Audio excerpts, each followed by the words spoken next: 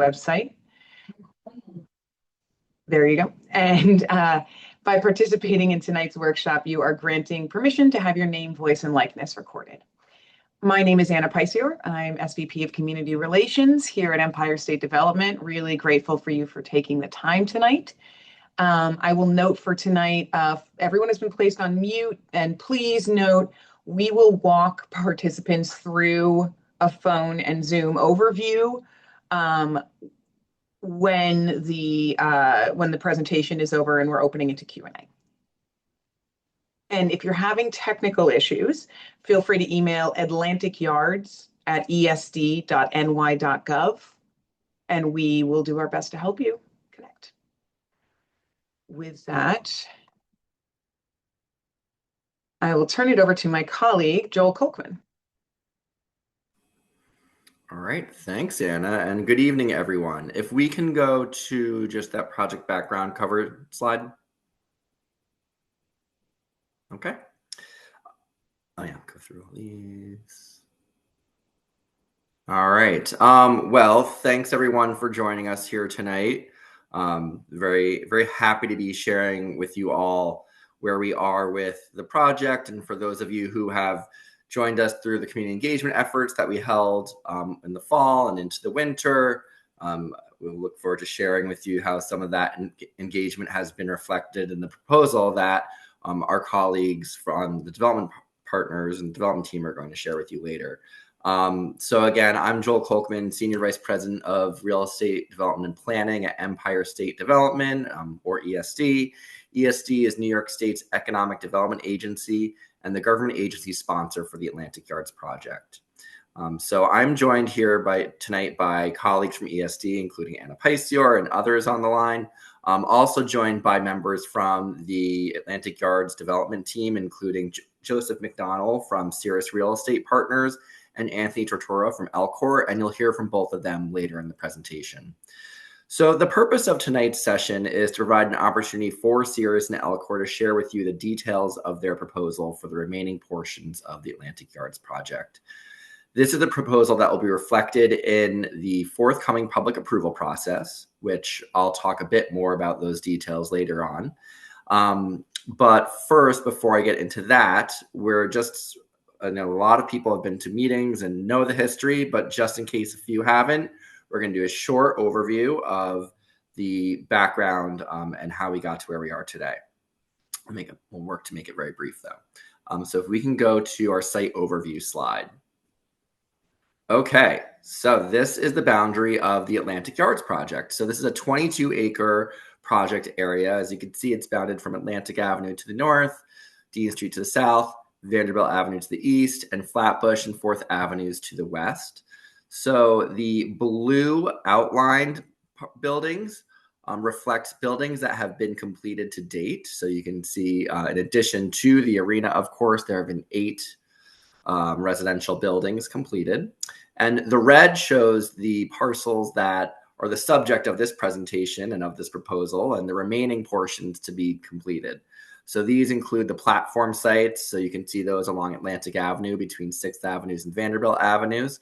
Those we call the platform sites because, as you know, you look in, there's an open rail cut. They need platforms to be constructed, very complex engineering, costly, in order to facilitate residential development above. And then the other portions that have yet to be completed are sites B1 and site 5. So as we could talk about a little later, the B1 was it's currently approved to allow for a 620-foot tall, primarily commercial tower. And this proposal, and Joe and Anthony will explain, is not contemplating that, but contemplating on building a mixed-use tower on site 5 and really shifting what the density would have been on that site to site 5. Okay, let's go to the next slide. So this is a summary of what the current approvals in our, what we call general project plan, call for and what has been completed. So the overall of those 22 acres and those 16 sites, we have the arena, of course, 16 mixed-use buildings with up to 6,340 residential units. that calls for 2,250 affordable rental units and 1,930 condo units, in addition to 2,250 market rate rental units as well. You have approximately 8 acres of publicly accessible open space, community facility uses like a healthcare clinic, a school, a community center, intergenerational community center. You have improved infrastructure upgrades at the Long Island Railroad rail yard. You have the creation of a new subway entrance, and then neighborhood infrastructure upgrades as well. So that is the general scope of the entire approvals for the 22 acres. What's been completed to date? Of course, the arena. I called out 8 buildings have been completed, which have totaled to over 3,000 residential units, over 1,500 market rate units, and 1,374 affordable rental units, as well as 278 condo units. You have approximately 3 acres of public space that has been constructed. In terms of those community amenities, the healthcare facility and the public school have been delivered. And there's been a lot of investment by the prior developer at the track level infrastructure, building out tracks themselves and facilities for Long Island operations so they can function more effectively and efficiently at the rail yard site. And that really represents hundreds of millions of dollars of investment and work from the prior development entities. And then, of course, neighborhood infrastructure that has been completed, water main and sewer upgrades, and the Dean Street playground. So that is where we are today. If we can go to the next slide and talk about what we've been up to in a little less than a year or so. So starting with this fall, we had been working with Sears and Elcor to approve them as a permitted developer. There's a process that we have in the current project documents for the project that we followed, and the analysis and due diligence that we did to get to the point to approve them as that permitted developer. And that was completed in October of this past year, in 2025. We then quickly collectively work together to shape what a community engagement process could look like, knowing that it's been some time. There's a lot of folks have questions, and we wanted to see how we can discuss different trade-offs, right? So we had about 4 sessions. We did have 4 sessions over the course of the fall and the winter. We had some in person, some over Zoom. We had an online survey. And so we were able to have different forums and reach out to different folks through these different forums. And really what we were trying to do is asking folks their general thoughts about the project and what they'd like to see, and also asking about trade-offs between density and affordability and open space, asking folks what they thought about what they like to see in non-residential uses and what kind of programming they'd like to see in open spaces. So we had those sessions. We had a really broad conversation across those several months, and we consolidated that feedback into a community engagement report, which is available on our website.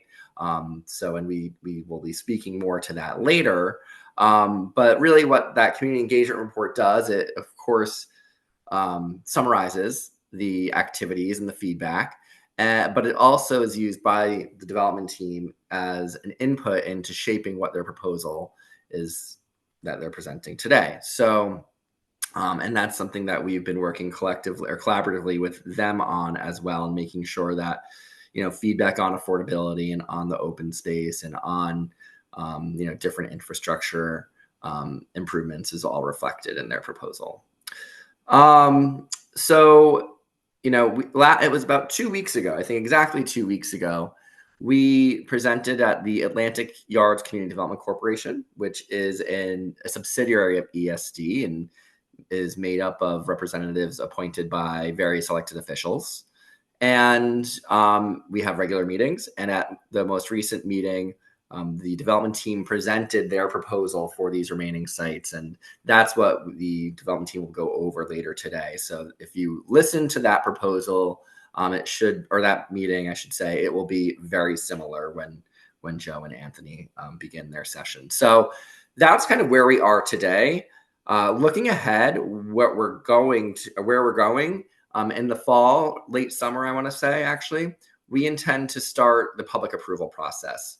And that should take about 18 months or so. And then once that's all approved and the development team gets their building permits and their MTA approvals, they can begin construction.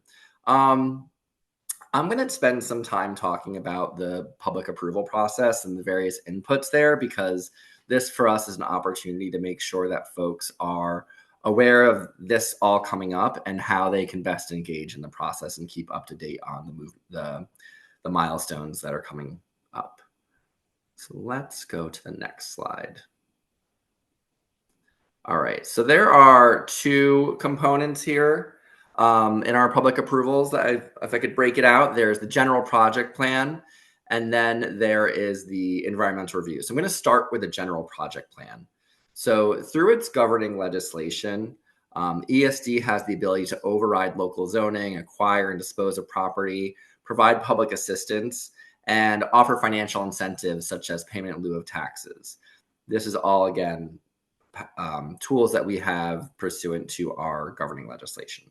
So the GPP, it's the mechanism that allows ESD to implement those tools and actions to effectuate our projects.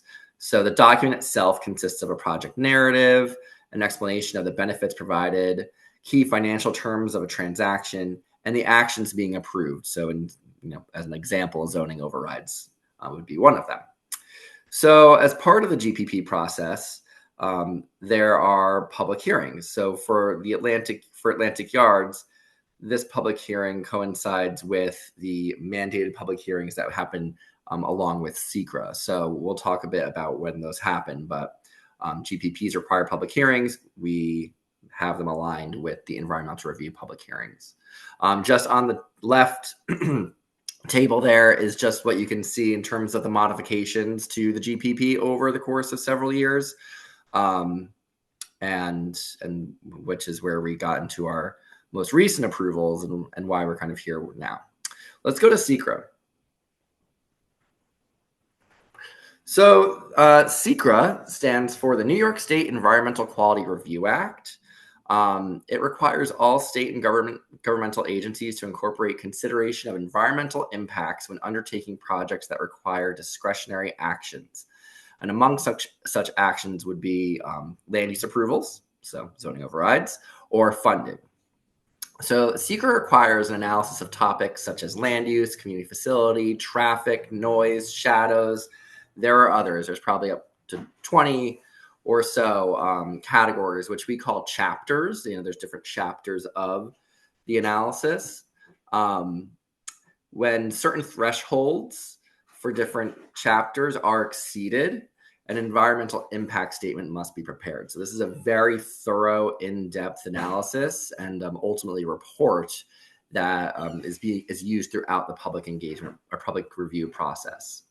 So the EIS assesses potential impacts on the natural and built environment, as well as explores project alternatives and identifies means to mitigate or avoid potential impacts. And during the EIS process, there are two required public hearings that allow the general public to provide comment on the project and the EIS. And throughout the process, it is required that these comments are formally responded to in writing. So let's talk about the milestones and then get into a bit more of what that looks like. So that is our next slide. All right, so these are the milestones for SECRA, and important as we get into public approvals and kind of being able to monitor the steps that we're going through and when these public hearings in particular are taking place. So the first is the draft scope of work. This identifies the areas to be studied in the EIS and the study methodology. So once the draft scope of work is released, there are required time periods for comment, and that includes the formal public hearing on the draft scope of work. So we release the draft scope of work. We give a period between that and when the public hearing takes place. The public hearing takes place, and then we have another period after that where folks can still issue comments. And then we take all those comments, and then we have to actually respond to them and either incorporate the feedback from those comments if it's applicable, or explain why we are not doing so. And that's all reflected in a document that's called the final scope of work. And the final scope of work is the basis for what becomes the EIS document. So we then go to there's two phases of the EIS. There's a draft and the final. And so with the draft environmental impact statement, or the DEIS, this is a very lengthy and technically detailed document. And like and what it does is it takes each of those chapters and conducts the analysis, whether there are impacts and thresholds being exceeded. It then also helps to identify potential mitigations. What happens, just like the draft scope of work, there is a public hearing on the DEIS, and very similar. We issue it, there's a period, there's a public hearing, there's another period, and then all comments are received. And just like the draft scope of work, we have to actually respond in writing to all these comments, and that's reflected in the final EIS. And then kind of wrapping it up. So with the final EIS, there are the SECRA findings, and the SECRA findings is the written statement that all SECRA requirements have been met. If there's a positive finding statement, that will detail how the proposed project and any mitigations chosen minimizes or avoids environmental impacts to the maximum extent practical. So summarizing here, you have our GPP, which is ESD's kind of project approval. It coincides with the environmental review because that is statutory. And throughout the process, there are multiple points of formal engagement, being the public hearings associated with the draft scope of work and the draft environmental impact statement. Let's go to our next slide. Okay, which is my last slide. So wanting to put this all on a flow chart for you. So you can see how the GPP and the EIS overlap in terms of their processes.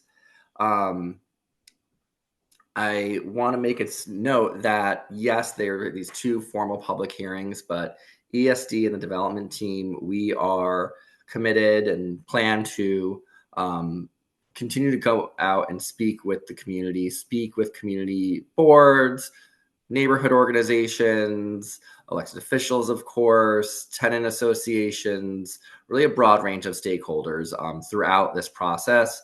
So we make sure that we're hearing from folks. We also intend to really piggyback off of our work on our community engagement process from last fall, winter, and have some sessions this coming fall on the open space specifically. I think the development team, as you'll see, has some conceptual ideas for the open space and obviously the layout of the open space, but we want to hear from folks more specifically on the programming and what they'd like to see there. So we're looking forward to further focused engagement on the open space specifically in the fall. So with that, I'm going to hand it over to the development team, and that is Joe McDonald from Cirrus Real Estate Partners and Anthony Tortora from Elcor, so they can walk you through what the proposal is that will be the focus of all of these approval processes that I just laid out. Hand it over to you, Joe and Anthony. Perfect. Thank you, Joel. Appreciate that. Would you mind going to the next slide, please? Thank you. My name is Joseph McDonald. I'm the managing partner of Cirrus Workforce Housing and Cirrus Real Estate Partners. I'm joined tonight on the call by my colleague and partner, Anthony Tortora from Elcor. I'll let him introduce himself later. Many people I see in this phone call, I think, are very, very familiar with Atlantic Yards, and many of you have attended our previous sessions, and so you may be familiar with this slide or a version of it. This lays out the Atlantic Yards master plan in totality, and what we're here talking about today is really Site 5 and the platform sites as labeled. The blue here denotes solid ground, and going back to late last year where we had our first public engagement session, we talked about kind of a series of what I would call very, very educated kind of guesses about different ways that we could make the sort of construction and ultimate sort of development that is the remaining phase two of Atlantic Yards better, more feasible. And when we entered Atlantic Yards, Anthony and myself, we had a bunch of different conversations. One of those conversations were with some folks who were very, very familiar and had looked at it from many different lenses and been involved in it, both from the municipal and the private side. And they said to us, if you're going to get involved in Atlantic Yards, you better look at it in a very different way, right? So what we've done to date hasn't worked. We're also sort of asked in what I would call more one-on-one sessions with various community stakeholders. What have you guys been doing for sort of the last 12 months? What's actually going on over there? And what we've been doing for the last 12 months is, as Joel said, kind of trying to gather as much information as we can via the community engagement, but also, working with our collective development teams, with folks who we think are very talented, as well as a group of very talented consultants to really iterate through how do we make Atlantic Yards better, right? And that consultant group, which we'll talk about in more detail, are some folks who are very kind of familiar with the site and other folks that we actually brought into the site to help us look at it because they specialize. One, for example, specializes in stadium adjacent development, which has its own kind of series of kind of challenges and opportunities. And what we've been doing during that time is really iterating through many, many different iterations. And so what we're going to present today is not iteration 1 or 5 or iteration 20, right? It's really looking at all the different ways that Atlantic Yards could be pushed forward to ultimately try to kind of tune or to modulate the project to deliver as much sort of the community benefits that we're hearing so consistently at times about within a feasible, project. And when we started to look at this, we considered things like, for example, pushing the bulk down, right? Which would effectively cover on block 1120 and 1121, much of the blocks, right? And there's a trade-off because you don't have much open space there. It also happens to be, in this case, more expensive because you're covering more of the rail, right? So this site is not so intuitive that way. We looked at, for example, more density than what is being proposed. But we were also kind of very cognizant of trying to make sure that it was as contextual as possible, and also making sure that we were kind of collectively gleaning as much value as could be gleaned with respect to affordability and open space from the previous investment of Greenland, which we've talked about, previously. So there's a series of balances here. We also looked at building both platforms at the same time. Though one of the other things which is a bit counterintuitive about this site versus what I would call a typical solid ground development is, the permitting and entitlement, given the various stakeholders here for 1121 would be, for example, 3 years. And so even building it in parallel doesn't deliver these community benefits much faster. It may actually be slower. What came out of all that is really this proposal as we tried to kind of tune or to modulate the future of Atlantic Yards to what we heard most consistently in the community engagement that we've had quite a bit of and plan to continue to do.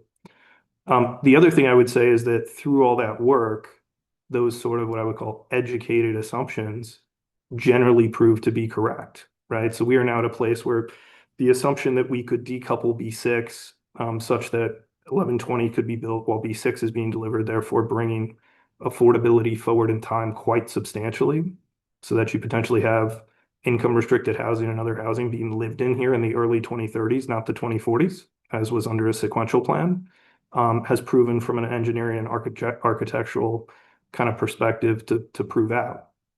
And I think the design that we're going to present today is really a response to understanding the opportunities, but also being very intellectually honest about the constraints. One thing which I shared in the AYCDC meeting, we have, a very good group of consultants and we've given them, I think, ample resources, but Atlantic Yards and other sites like it are a bit of an exercise in making, lemonade out of lemons.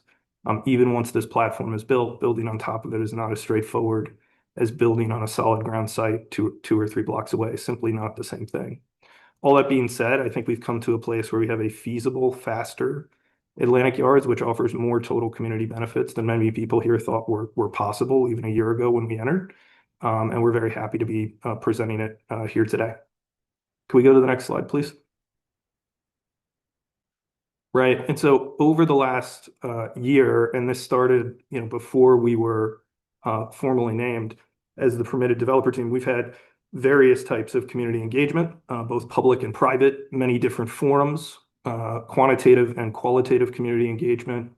And I think when you're looking at something as sort of scaled and as complex as Atlantic Yards, which such a history, kind of the way that it's evolved over time with its various challenges, if you ask 10 people about Atlantic Yards, you get 12 to 14 different opinions, and sometimes they change kind of during the discussion. What we've tried to do, because we try to be very what I would call data-driven, is to really look at the themes that came through consistently from all of the different stakeholders, right? Because there were many things that people wanted here. And there were certain common themes, whether it was, cut by zip code, by income, by race, by the people, whether they were in person or online, that came through. And that's really what we've tried to outline here in the CER takeaways.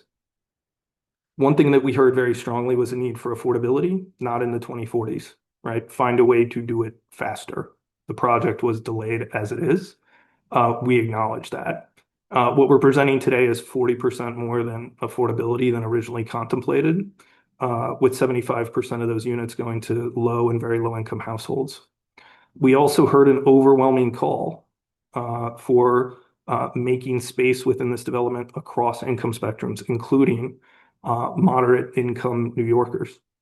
As important as all that, we heard a need for the affordable units, the income restricted units within this development, to not simply be a unit count exercise. These were exact words in many meetings, but to actually kind of serve New York-based families. And because of that, we're very focused on making sure that 30% plus of those units are family-sized. As important as all that, we heard about the need for these to be vertical communities, to actually think about the needs of families and how they live successfully within these buildings.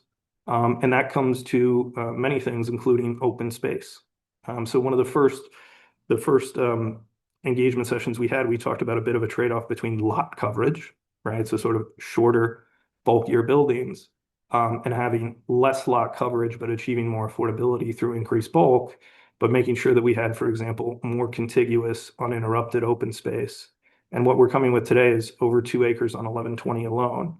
More importantly, we're trying to be very thoughtful and make sure that that open space and every acre of it is used in a way which actually has community benefit, and that is open to all the members of the community, not just those that actually live within these buildings. Further, one of the things that we sort of had is what I would call intuition, or an educated thoughts around, what we should do with the site to make it more efficient collectively, was the elimination of B8 and using that as a central open space, which is something that we continue to be committed to do. With all that, I'm going to turn it over to my partner, Anthony Tortora from Elcor, to talk a little bit more about the community engagement takeaways. Thanks so much, Joe. Good evening, everyone. My name is Anthony Tortora. I'm a partner with Elcor. Just continuing where Joe left off, we'll take the next 2 categories, streetscape and infrastructure quality of life, together because there's a lot of overlap. By and large, we heard the need for safer streets, more greenery, and concerns about wind. In response to this, our proposal incorporates a variety of streetscape improvements. We're planning to add trees, lighting, widen the sidewalks, and we've got suggested improvements to crosswalks that, of course, will require DOT approval. We've actually already started those conversations with DOT. Wind mitigation will also be a focus as we advance the design process. Next slide, please. As for community space, consistent with feedback that we received during the public workshops, we're proposing a variety of community facility spaces across blocks 1120 and 1121, including the potential for a revised urban room concept in B5, an intergenerational community center in B6, which will be the first building to deliver, an additional flexible community space in B10. With respect to retail, again, consistent with community feedback, we're proposing a comprehensive retail strategy that's focused on essential services and activating the ground floor on both the northern and southern faces of the buildings, with the goals of improving the pedestrian experience along Atlantic Avenue and integrating the retail into the open space. We're also proposing smaller retail bays to attract local businesses. There's certainly a long way to go here, but I hope that we've demonstrated our commitment to community engagement, communication, and responsiveness. and we look forward to ongoing public discussion throughout the environmental review process. I'm going to turn this back to Joe to cover the highlights of our proposed plan. So thanks, Anthony. Can we go to the next slide, please? Thanks. So this slide highlights certain very high-level numbers with respect to the proposal, but I think that it's important to look at these numbers in context. So some of you on this phone call, we met with over a year ago, actually before we were the permitted developer or named the permitted developer by ESD with respect to the site. Atlantic Yards was heavily delayed. It also had a developer that was really sort of on the brink of insolvency. And one of those meetings, and I mentioned this in AYCDC last week as well, a person who was very, very familiar with this site, an official actually kind of pulled us aside after the meeting, pulled myself and some of my colleagues aside and said, why do you want to be involved in Atlantic Yards? This thing has been stuck for 10 years. You have a lot of other things you could be doing. This is a project that in some ways sort of broke Bruce Ratner, right? We had other people sort of, pull us aside and say, building, income restricted and moderate income housing above, rail lines, seems quite ambitious. Is there other, sort of better ways to kind of spend your time? And I think what we saw in Atlantic Yards, and we've conveyed this in AYCDC and some other forums, was one of the few places left in New York City where you could develop housing at scale and try to focus on doing that across the income spectrum on top of or near, 9 subway lines. The reality of New York City today is that we have a housing crisis, and there's many causes to that, but one of them is that the kind of easy sites of any scale have actually been developed. It was just easier to build housing 50 to 100 years ago. And so we saw that as sort of imperative, something that was, imperative that we step into and try to leverage the dollars and the time that had been put into the ground by Greenland, the previous developer.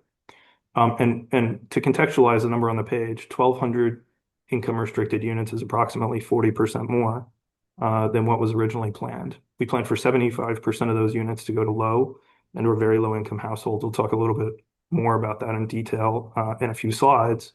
Importantly, and I touched on this before, we're talking about 30% plus family-sized units, which is where we see sort of the bulk of or most of that need. And what that really means in terms of MWB participation is over $1 billion of potential construction work alone. We're doing that 100% union built while delivering 5+ acres of uninterrupted open space that I think will be infinitely more usable for a bunch of different reasons than the previous designs. And we'll talk about that in a few minutes. But what I also think is very interesting is that we're targeting to do that with a 2028 groundbreaking. And I think a bunch of the folks who were in those early meetings, even before we were named permitted developer, very few people in those rooms would have actually made that bet, right? And what I think is exciting about this is that, everything here is not done. There's still a lot of conversations to have, but now we are talking about kind of a viable plan and the edges of that, and how do we move this forward versus a project that didn't really have a clear direction. Going to the next slide. Anthony. Thanks, Joe. So here's our proposal by the numbers compared to the current approved plan. As Joe mentioned earlier, through the master planning process, we've been able to validate many, if not all, of the initial assumptions that we had coming into the deal last year, which is great news. As a result, our proposal is very similar to what we presented at the public workshops. So this should look relatively familiar. To reiterate the key GPP changes included in our proposal, we're proposing to increase bulk by 20%, resulting in approximately 2,400 additional residential units. The original plan approved 336,000 square feet of office space, but given the need for housing, we're proposing to reallocate that bulk to housing units. Regarding parking, the requirement is the same, although it will be studied as part of the environmental review. And it's important to note that of the 1,000 parking spaces, 760 have been delivered. Average height on the platform blocks. Again, we are proposing to reduce the size of the footprints of the buildings, somewhere between 35 and 45% of the lots, which results in taller buildings, but an additional half acre of open space with improved connectivity across the open space, as Joe mentioned in his introduction. Maximum height, we're proposing a 2-tower scheme on site 5. One tower we're holding at 570 feet, which pushes the other tower up to just under 800 feet. While at the higher end of the height range in the area, downtown Brooklyn specifically, The building is significantly shorter than Brooklyn Tower, which is over 1,000 feet tall, and shorter than the proposed project at 395 Flatbush, which was recently approved at 840 feet. Next slide, please. Now just zooming in on our phase 2 proposal specifically. Again, the increase in bulk just discussed results in a total of 5,600 residential units spread across the phase 2 lots. Over 80% of those units are rental. We're proposing over 20,000 square feet of community facility space and approximately 140,000 square feet of retail. Again, we're proposing to eliminate the office space and reallocate that bulk to residential use. The 240 parking spaces on Site 5 per the current plan, which will be studied as part of the EIS process. And again, we're proposing to locate our tallest building at just under 800 feet on Site 5. It's important to note that our proposed bulk for Site 5 also represents 100,000 square feet less than what was originally contemplated for Site 5 and B1 combined. In addition, our proposal for Site 5 is almost entirely residential versus the mixed-use buildings that were originally contemplated at B1. I'm going to hand it back to Joe to summarize our proposed affordability program. Thanks. If we could go to the next slide. So what you see here are illustrative income bands that could be achieved with respect to the affordability or housing program that we're proposing with respect to Atlantic Yards. A few things I would note here. 75% of the income restricted units here are low income. That is 80% of AMI and below, with 25% of those units being moderate income, 81 to 120%. With respect to community engagement, we heard very, very consistently a need for income restricted units across those income spectrums or those income bands. I would also point out that if you look at the left side of this chart, you'll see B6 and Site 5. Our plan is to deliver those sites most quickly. They would be first in the development order. The reason for that is those sites are on solid ground. And so they act the most like a normal site, though not quite. We plan for those to be 60% of AMI on average, so we would be delivering the deepest affordability first. Importantly, it's not just two buildings, they're actually the largest buildings within the program. And I think it's important to point that out. If you look at the left side of this chart, sort of B7 and left, you can see Site 5 and Block 1120. We plan to deliver income restricted housing equivalent to approximately 873 units. That's a few units shy of the 876 originally sort of promised or focused on the first platform alone, which we think is also very important to point out. When we look at these income bands, we see it as sort of emblematic of providing housing for New Yorkers across the income spectrum. So from 40 to 60% of AMI, you would have folks like a home health care aide. At the upper end of that spectrum, potentially a waitress with child looking for a 2-bedroom. With respect to 100 to 120% of AMI, you would effectively fit 2 teachers with 2 children, or many other essential workers.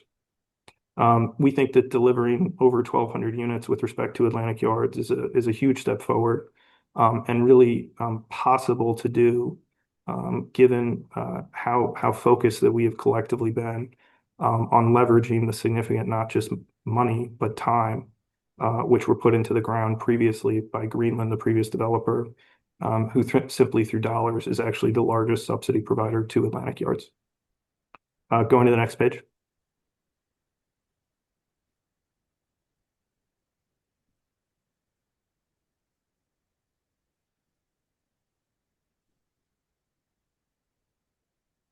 So shifting to the master plan concept design, we'll start with the team, as that's the most important. We've assembled a best-in-class team of local and national professionals. We've got KPF as master plan architect and WSP as structural and MEP engineer. Both of these firms have years' experience with the project and were instrumental in advancing the 1120 platform design, which is largely complete. We've also brought on local Brooklyn landscape architect Michael Van Valkenburg and Associates, or MVVA, as many of you may know the firm, to assist with the open space and public realm design. You may be familiar with their great work at Brooklyn Bridge Park and the Brooklyn Botanical Garden, among other local projects. In addition, we brought on placemaking consultant of Place, who specializes in placemaking design for large transit-oriented and arena-adjacent redevelopment projects. This work is complex and involves integrating the retail, streetscape, public realm, and buildings into one cohesive functional design at the ground floor. Again, it takes a team of this caliber to work around the significant constraints and challenges presented by the site, but we're excited about where we landed. Next slide, please. So now moving on to those constraints and continuing the lemonade from lemons metaphor that Joe mentioned in his intro. This slide is intended to illustrate many of our key physical constraints on blocks 1120 and 1121, or the platform blocks, with an overlay of our proposed building footprints in blue. In previous public workshops and AYCDC meetings, you've heard us talk a lot about shifting more density to solid ground on the platform blocks, B6 and B7 specifically. And you can see these sites highlighted in gray.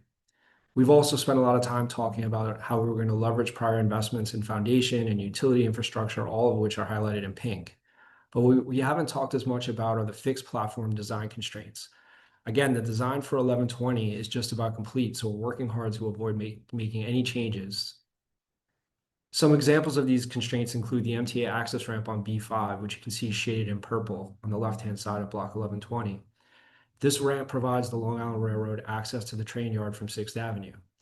To maintain necessary MTA clearances, it also results in a 20-foot elevation change to a portion of the ground floor at B5 that must be coordinated with the building's massing and design. Not an easy task. In addition, highlighted in green are a series of fixed mechanical ventilation shafts that will serve the life safety systems that will be built into the 1120 platform. Again, these need to be coordinated with the massing of the buildings and the open space design.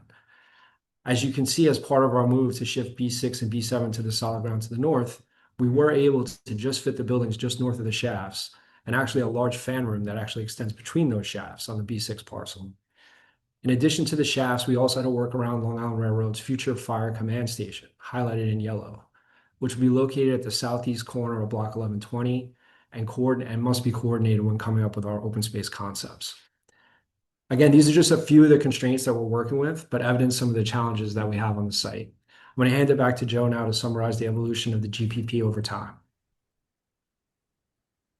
Going to the next slide, please. Yeah, so I'm going to be quick with respect to this slide. If you look at the original GPP, that is on the left. That's the Frank Gehry design, which is over 20 years old at this point. You may notice if you sort of stare quite closely that there's lots of kind of interesting shapes of these buildings. More importantly, they go north-south across the whole site. That has a two-part effect with respect to Atlantic Yards. Again, this would be different if you were building on solid ground. One is that you're covering all the rail tracks. You're covering all the tracks. That makes it very expensive to build. The other key difference is you're really chopping up the open space and covering much of the site. There's other challenges with respect to that layout in terms of the buildings themselves and the quality of life for the residents in the buildings, not just those using the open space around the buildings. And so what we've done, if you go all the way to the right, we're going to skip 2015, is come up with a new approach. What that approach does is really shift bulk along Atlantic Avenue. We're basically reducing lot coverage to create more uninterrupted open space, such that each acre of open space offers, frankly, more community use and can be laid out in a way which is rational. You also have good wayfinding. You can get people into and out of the space, which is very important when you're adjacent to a stadium. Going to the next slide. Right, and so what does that look like? We've kind of zoomed in here, and this is just a top-down look, and we think that that's a pretty smart series of moves because we've actually made it more efficient to build. We've kind of used what the site has given us while achieving more total and usable open space. We also feel that bulk along Atlantic Avenue is one of the best places for it, given it's a very, very wide street, I think approximately 100 feet, 150 feet. Going to the next slide. And here you have, this is site plan view. What you'll notice here is that we have the open space, so you can sort of see the building and tower layouts plus podiums, but we have the open space here purposely faded out. The reason for that is that we've spent a lot of time thinking about the general layout of the buildings and how do we get people into and out of the open space with respect to many of the constraints that Anthony pointed out of the platforms. But we've actually faded out the design because what we spent a lot of time on with MVVA and others is making sure that we have the capacity to actually provide, from a community benefits and open space design perspective, many, if not all of what we heard kind of as consistent themes in the community engagement. So not fully designed, but spent a lot of time thinking about, where things could lay out depending on where people want to go with it and the community engagement as that evolves. Going to the next slide. So shifting from plan to elevations now, this slide just further illustrates our strategies of shifting density to the solid ground sites, namely Site 5, B6, and B7, and density away from B8, which again is the most complex of all the platform sites. In addition to accelerating the delivery of housing, as Joe mentioned, these moves also result in a contextual skyline that aligns with the higher density and taller buildings found in downtown Brooklyn to the west, and then steps down to the east as we approach the AIM Up district. Interestingly, when looking at the balance of Atlantic Yards as a whole, or Block 1121 specifically, AIM Up actually contemplates comparable density along Atlantic Avenue, with residential FARs ranging from 9.02 to 10.8. Much of the difference in height is a function of lot coverage and open space. Next slide, please. As we know, the density and heights of the buildings in the area have changed dramatically since the plan was approved 20 years ago. Again, what we're proposing is a contextual skyline that steps down from the taller building heights found in downtown Brooklyn to the west as you move east. As I mentioned earlier, we're proposing a 2-tower scheme on Site 5, one tower at 570 feet, which pushes the other tower up to just under 800. While at the higher end of the downtown Brooklyn height range, the building is significantly shorter than Brooklyn Tower, which is over 1,000 feet tall, and shorter than the proposed project at 395 Flatbush, which again was recently approved at 840 feet tall. As you can see from the chart on the slide, the balance of the proposed Phase 2 buildings on 1120 and 1121 are largely in range with neighboring buildings, with the tallest buildings located on B6 and B7, which makes sense given that those buildings will be constructed mostly on solid ground. B6, 100% on solid ground. B7 is about 75% on solid ground. I'm going to hand it back now to Joe to provide an overview of our proposed skyline. Thanks. Can we go to the next slide, please? So what you're seeing here is a section view looking from Atlantic. So going to the right, you can see that what we're proposing is basically a 2-tower scheme with respect to Site 5. We'll talk a little bit more about that in plan view. That gets to an average of, I think, about 685 feet between the two, juxtaposed to the original B1 height, which was about 620 feet, just to remind folks.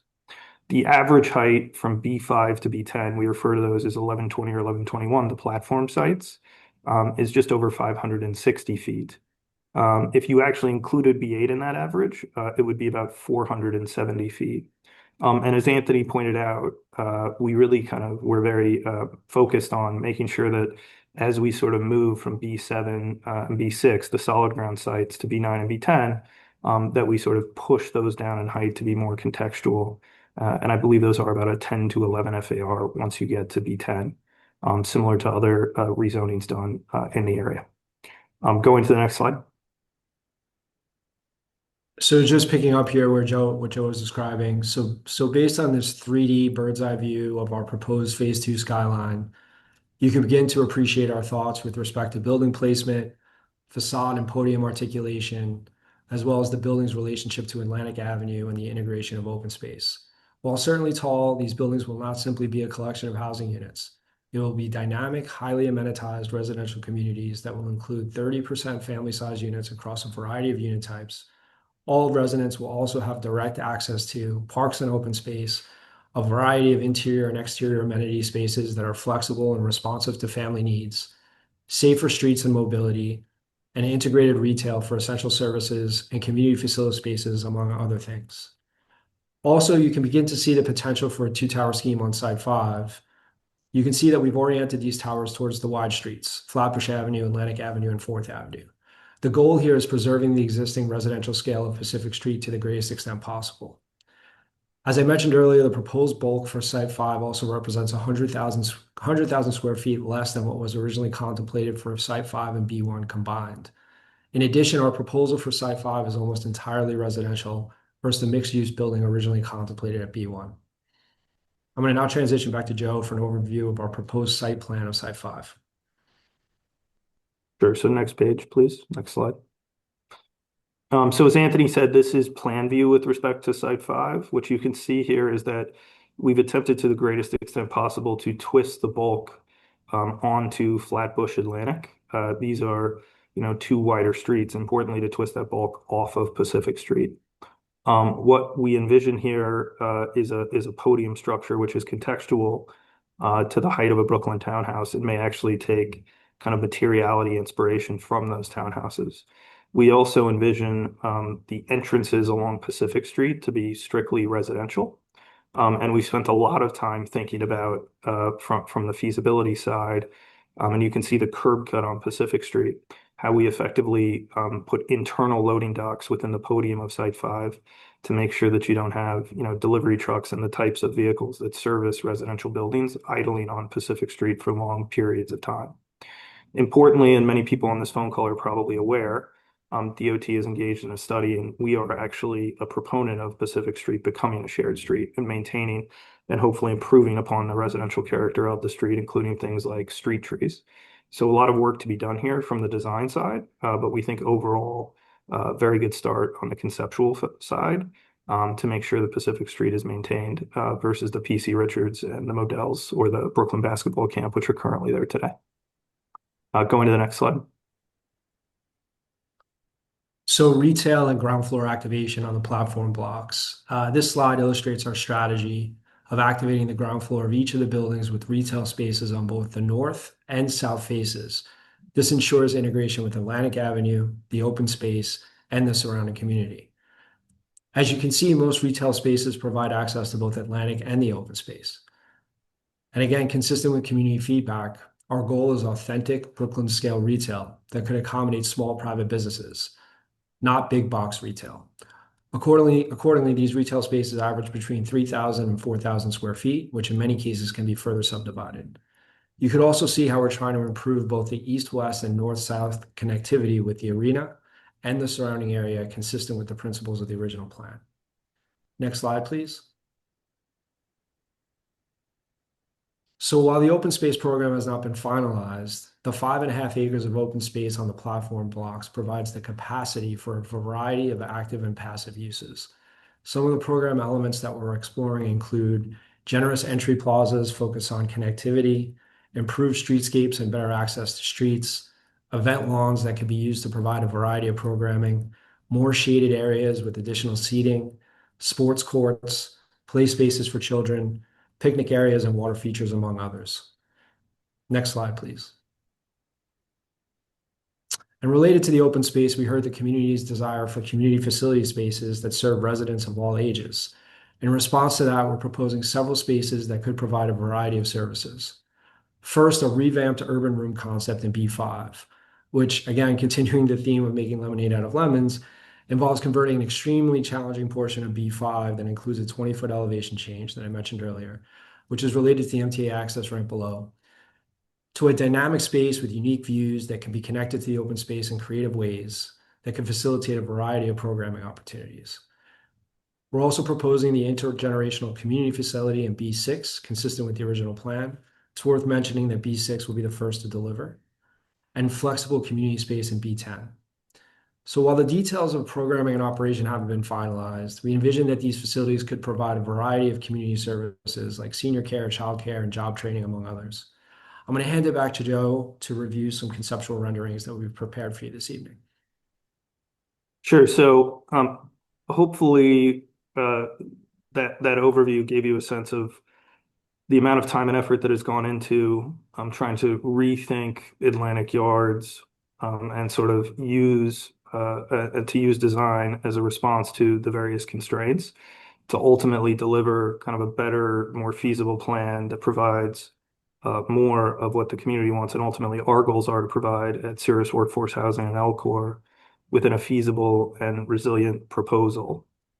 Going to the next page, and I want to sort of be very clear with the disclaimer, these are not renderings of exactly what we intend to build. Right, there's still a fairly significant amount of community engagement with respect to open space design and other features of the plan. We asked KPF, our architect, to actually provide 2 renderings of the open space. This is from sort of B6. You can see that with respect to the red sort of wayfinding key at the bottom left-hand corner to give folks on a call a sense of the scale of what we're talking about with this open space, because I think for most people, it's pretty difficult to kind of envision what could be here when it's, subgrade rail yard. So a lot of work to go to get there, but the potential for something we think kind of really, really great if people keep moving forward together. And a lot of progress that's been made in a year versus sort of the last 5 to 10 years with respect to the project. Going to the next slide. This is a rendering of the scale of B8, sort of the central open space, which we've talked about. One of the first sort of iterations we did kind of brought this to light. This idea of removing a building could be good with respect to the need for open space, connecting the entire project, but also making it more economically feasible. So once again, we'd like to thank everybody who has come to the various sessions, taken time out of their very busy schedules, including tonight, and happy to discuss further. Thank you very much. All right, next slide. All right, next slide. So tonight's public question and answer session, it will alternate between spoken and written questions. Written questions will include questions submitted in real time through the Q&A function you should be able to see there on your Zoom, as well as questions that have been submitted leading up to tonight's town hall. I'm going to go over how spoken and written questions in a moment, but please note, due to time constraints, we will likely not be able to get to all questions submitted. We will do our best to ask the questions that have been asked the most along these platforms. So due to that, you may hear consolidating or slightly rewording questions to cover multiple individual questions that we receive. Next slide. On this slide, you'll find instructions for those of you who wish to ask a question verbally using the raise hand function on Zoom. I see somebody already has. At the start of each spoken question section, I will announce the next 3 speakers and ask them to prepare to speak. Speakers will be identified by name or the last 3 digits of their phone number, so please listen carefully. When your name is called, you will be asked to unmute yourself. So if you hear your name, you need to look at your screen and see that you have been prompted to unmute yourself. Each speaker will have 2 minutes to ask their question. When the 2 minutes have passed, you will be invited to send any remaining questions or thoughts to ESD. Once you've spoken, we will lower your hand for you. There's no need to lower it yourself. And please follow the instructions on the screen for either Android or Apple devices. All right, next slide.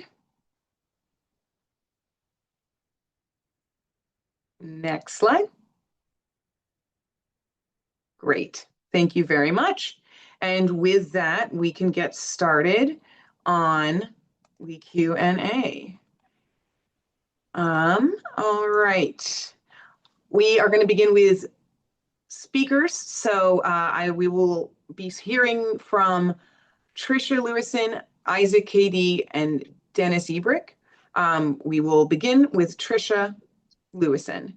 Tricia, you should be asked to unmute yourself. Oh, perfect. Hi, yes. Really quickly, I may have missed it because I temporarily lost service, but I just want to know if the Site 5 building will incorporate the Brooklyn Basketball Training Center, or will it override? Joe and Anthony?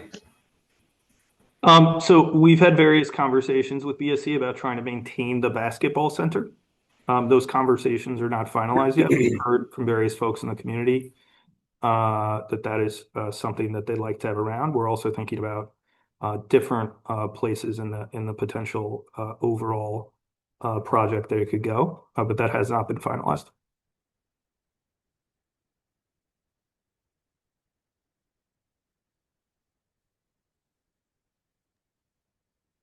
Isaac KD, please unmute yourself.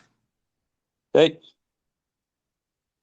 Yeah, well, I'll give a comment first and I'll move into a question, hopefully in time. So, I just think this is hundreds of millions of dollars of public money that is just not being used in any way that's like remotely the most reasonable way to use this money. This is state capture by real estate. And I'm just going to focus on one specific thing. I work for the Parks Department for a living. I don't represent them in this call. I always have to have this disclaimer. I'm just representing myself. But it's crazy to me that we're using public money to have developers and landlords run a park. They don't know how to run parks. That's not their job. They're not even really good at running infrastructure, if my landlord is any regards. But this makes no sense. Why is like Pacific Park, quote unquote Pacific Park, it's already there. It's not a park. It's run terribly. My friend lived around there. He said it was the worst dog run he's ever seen. It's run by like a quote unquote conservancy that's really a shell for like the current landlord. They don't know what they're doing. There's no reason this couldn't just be given over to the state parks, to public parks. That's what was done. Eleanor Roosevelt. That's what was done with the landfill with Shirley Chisholm State Park. It's crazy that it's just, being rendered by like some private company to run by a private landlord. And the rendering doesn't even make sense because if you know anything about capping spaces, those trees aren't going to be that tall. It's not going to look like that. That was someone who has no experience in designing public parks over capped industrial spaces, which we actually have a couple of in New York City. So my question is, why can't this just be run by a public agency? We're using hundreds of millions of dollars of public money. Just give it to the Parks Department. We're pretty good at what we do. All right. That's time. Thank you. I'll take that. Well, I don't know if the New York City Parks Department would want to take this. I don't, we have but let me say, because that's just not usually what they're looking to do, at least as it relates to state-owned sites. Now, I will say we are open to exploring alternative models for management and oversight of the open space here. As you mentioned, it currently is being operated by the Pacific Park Conservancy, which is an entity of the existing building owners at the site who oversee the operations of the space. And but to summarize, this is something that we have put out there as for further exploration on the state side. But there are many different and exploring many different models, not necessarily transferring to a parks agency itself. Thank you. Dennis Ebrick, please unmute yourself. Good evening, everyone. Thank you guys for your presentation. My name is Dennis Ebrich. I'm a council representative for the New York City District Council of Carpenters. Just a quick question. Why can't there be the same amount of moderate income housing as low income? Joe, you can take that. So I think that when we went through the proposal, we had a series of kind of public and private conversations, as well as multiple engagement sessions with what made sense for the, call it, income restricted or affordable housing portion of Atlantic Yards. And I think when you look at very low, and moderate income folks in these community boards and the surrounding community boards, you actually see kind of a rent burden share just in total number of people, which is actually quite similar. And so, what we were thinking about in this proposal was how to kind of get folks in across the income spectrum, especially those that may have families and are struggling to stay in New York or to pay their rent, but also being very responsive to the community engagement. Thank you, Joseph. Thank you. All right, moving on to the first batch of written questions. We will get back to spoken after the next three. First written question from Howard Collins. Accountability has been a topic for over 20 years. How will the new plan be managed? How will the local community be a part of it? Okay. I can take that. So when in our project documents, we will have many measures for accountability that the project gets completed. These are items that we will, continue to flesh out with between ESD and CRS and LCOR. So we're looking forward to really fleshing those out and having them memorialized in the project documents with, and if there's, the items that are completed within certain timelines, there would be remedies that ESD would be able to capture there. In terms of, the project itself, we talked about the public approval process and the touch points there. And ongoing, we continue and we will continue to work with the AYCDC And, during construction, we'll be working with the development partner and the development team on what some kind of regular cadence for engagement with the community and hearing, quality of life issues and all of that, what that looks like. And we plan to implement that during construction. Thank you. Next question. Will any of the taxpayer subsidies go to on-site enforcement to take care of real-time problems on the site? The subsidy that is probably being referenced is capital subsidy to allow for the construction of the platform. And this is currently the state has allocated $175 million. We recognize that more is needed and we have to look for that. But that is capital subsidy. We would expect and have requirements that the development team is responsible for the ongoing maintenance and operations of their buildings and certain portions of the site. Thank you. And our last written question for this round, the per unit cost of development is expensive. What can be cut to reduce costs? All right, Joe. Sure. So the per unit cost of development is expensive because I think when you look at this on a per unit basis, and then you sort of compare it to building a building on solid ground, what can kind of be left out of that equation is that what will actually be built here first is a fairly complex set of infrastructure and life safety systems with respect to the underlying rail yard. Once that is done, that will effectively be capped with a series of foundations, which are more expensive than a normal building foundation. If you haven't joined our previous sessions, the previous developer Greenland spent hundreds and hundreds of millions of dollars on this, and that's one of the reasons that we're able to achieve what we've talked about today. Once that is done, we then are effectively building a park or a series of open spaces, however you want to sort of classify them, next to the buildings. When you look at what it costs to deliver housing in New York City, and I don't want to misquote the number, but I think typical affordable housing is now pushing something like 600,000 to 800,000 a unit. I think the total on this is just under 900,000. But what is important to point out is that there's a lot to deliver here before you deliver the housing. So it's a little bit of a tough comparison to make.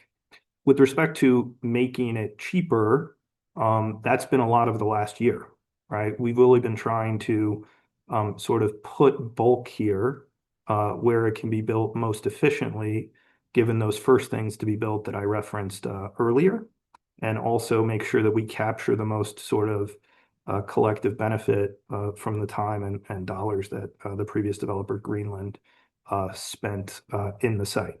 All that being said, I want to be very transparent, right? Building on top of active rail yards, even once they're capped, is an expensive proposition, the one that we think is very worthy, given where this is with respect to Brooklyn and its transportation-oriented nature. Thank you. Going back to our spoken portion, I'm going to call on Assemblymember Simon. Assemblymember, you should be able to unmute yourself.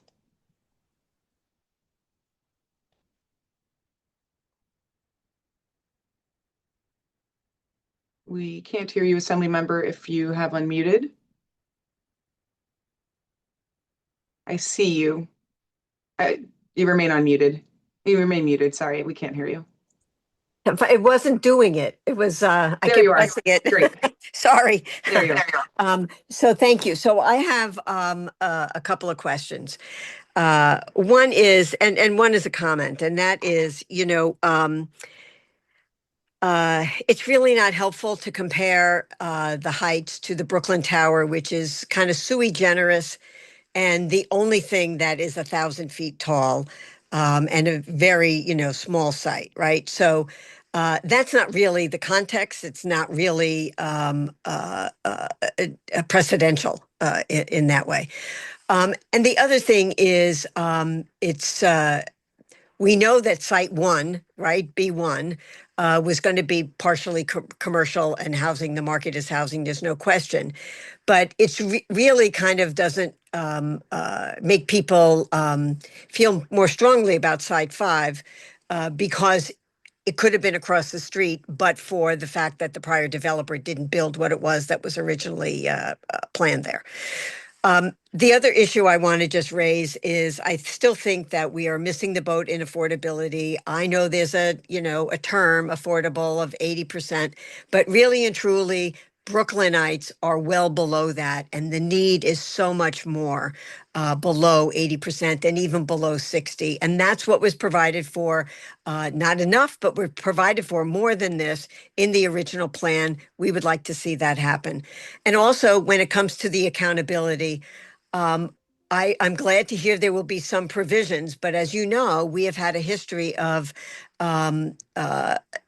the ESD not enforcing those accountability provisions. The part of the agreement in 2014 was to have provisions to ensure that it actually got built, and nobody has actually enforced that. And there are hundreds of millions of dollars that could be put from those damages to the construction of affordable housing elsewhere, which was the whole point of having those penalties for non-performance. So I think that that's an issue I would like to see better addressed. I would like to see ESD address that better, include community more, but also recognize that the community is extremely frustrated because ESD has not enforced the provisions that were there for them to enforce.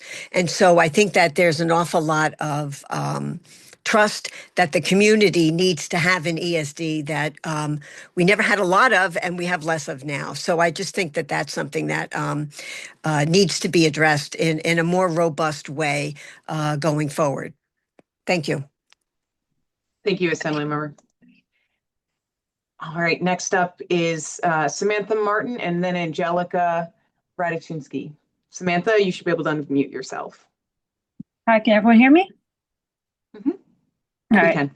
All right. My name's Samantha Martin. I'm one of the reps with the New York State District Council of Carpenters. And my question for you is, how does your proposal compare with AAUMP? Will this be similar height and density of the surrounding community?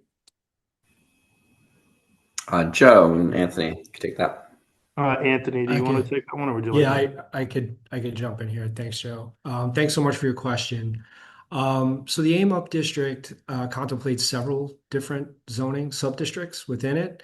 Along Atlantic Avenue, AIM-UP contemplates comparable density. So the maximum height there is about 215 feet. So the buildings along Atlantic Avenue on AIM-UP will range between 185 feet and 215 feet. But the difference between AIM-UP and what we're proposing is that AIM-UP isn't solving for open space. In many cases along Atlantic Avenue there, developers will be able to build to 80% to 100% of lot coverage, meaning covering 80 to 100% of their lots. So the buildings will be taller, but the density is comparable. Here, what we're proposing is shrinking those footprints to, somewhere between 35 and 45% of the lot coverage, but building taller. And when you look at, all of phase 2 as a whole, or even the 1121 block, or even B10, which abuts AIM-UP, our density is actually comparable to what AIM-UP is anticipating. Thank you. Angelica, you should be able to unmute yourself.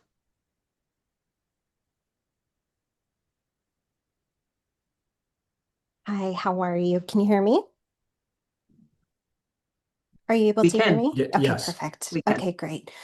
So going back to what Assemblymember Simon mentioned about the Brooklyn Tower, and the proposed site for 4th Avenue and Pacific, Flatbush, Atlantic, and that hub. It is extraordinarily tall, and many of the buildings that have been built around that area are having substantially troublesome issues with electricity, with elevators, with all of these different elements that time and time again we're hearing about. And they are luxury, but the thing is that our neighborhood has these tiny buildings, and in the renderings that you showed, this would substantially tower over it. Right now, we're having so much trouble just with like 17-foot tall buildings. or 17 level buildings that have been approved through the city of Yes, that this is substantially bigger. We lost our heat, our electricity, our hot water this last winter when it was below 0 degrees because the new buildings blew out our power grid. What has been done to ensure that, this is being done functionally through the infrastructure that's there? I know Shahana Hanif was also tuned in tonight, but if our community board and our representatives are pushing for overdevelopment, then who do we really have to speak up if people aren't listening to the people who have lived there and had to go through all the changes from the Barclay Center? Because it was the very representatives who, when we were told not to worry about things, that claimed eminent domain, pushed out our neighbors, and then built this infrastructure around us. We can't even have a decent supermarket from when we lost Key Food, and Aldi is not Angelica, you are over substantial. time. That's So okay. please wrap. Okay, so I'm wondering what you're actually going to do to engage the community, because many of us didn't even know about these sessions that were held in the fall. Thank you.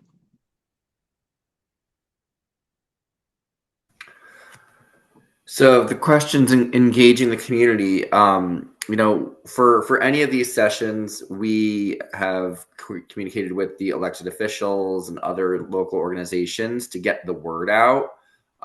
We've gone to NYCHA tenant associations even. So I apologize if the announcements didn't get to you. But we kind of use the civic infrastructure of elected officials and neighborhood organizations to get the word out, as well as putting it, on our websites and things like that. But as I had mentioned earlier, in addition to the formal engagement opportunities, we will be coming to community boards directly and other neighborhood groups to continue more direct conversation on the project. Right, but if the community board is in favor and they're claiming that they're YIMBY, then how are we supposed to actually get any proper representation? That is not a question that I can answer. Thank you. We will be going back to written questions. Here's a written question about Site 5. With it being taller now, how will shadows during the day and lights at night be mitigated? If the material is largely glass and highly reflective, how will glares and heat be mitigated? Joe? Sure. So as part of the SSEIS, there'll be a fairly substantial shadow study. That will actually take into account things like materiality of the building. Some people on this phone may have seen that in London, there was a reflection from a building that was actually melting another one because they didn't do a proper shadow study, right? And so we will be looking at different ways to mitigate the potential effects of the shadows of these buildings. One thing to point out here, and this was not on Site 5, but B1 was at roughly 620 feet, not that far away from Site 5. And so we've done a lot of work looking at what may occur, but it would be premature for us to give you the exact kind of mitigations planned, except to tell you that that's something that we will be looking at very carefully and are aware is something that we need to deal with. Thank you. Next question. How does the gap in commercial street frontage on B8 along Atlantic Avenue help with the stated goal of encouraging viable local business? Perhaps consider a light one-story pavilion? Anthony, do you want to take that or would you like me to take it? Yeah, I'll jump in. Thank you so much for the question. Well, the decision to eliminate a building on B8 was multifaceted. One, I think we were solving for the complexity that exists at the rail tracks under B8. There you see a convergence of the tracks as well as some critical MTA infrastructure that made it very expensive to build a platform over that could support a full building. Secondly, in response to the community feedback we received during all the public engagement, we were looking for ways to increase and outperform the current plan with respect to open space.